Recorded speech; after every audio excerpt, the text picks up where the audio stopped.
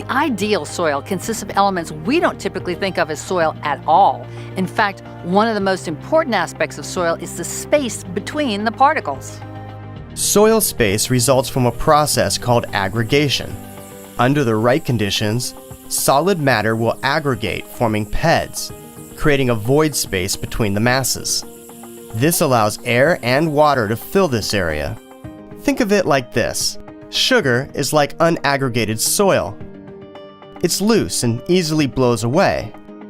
Now look at sugar cubes. It's aggregated. The sugar particles are bound together with space in between. Aggregation allows water into the soil. Rain or irrigation water percolates through the soil, and aggregate spaces hold it, like a storage tank. When you have more space, you can store more water and irrigate less frequently. Check your soil aggregation by looking at the soil you dug out during the drainage test. Does it have nice clumps, or is it condensed and compacted? Compaction is a common problem, especially in areas where grading has been done, where foot traffic is heavy, or where years of chemical use have killed the soil microbes.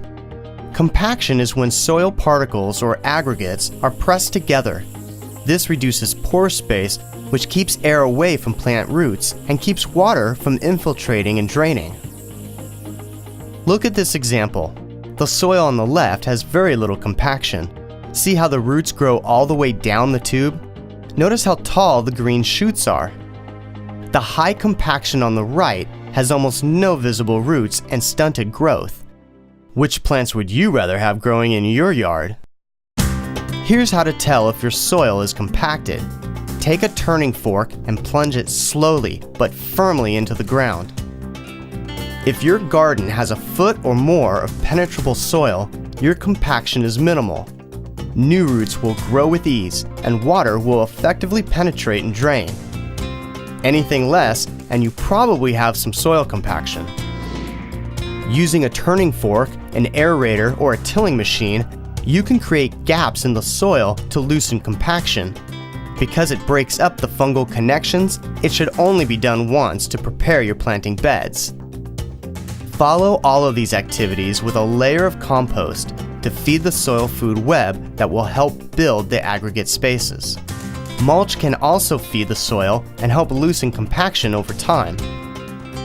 Every type of soil brings its own opportunities and challenges, and every soil can produce a great landscape if you just know how to work with it.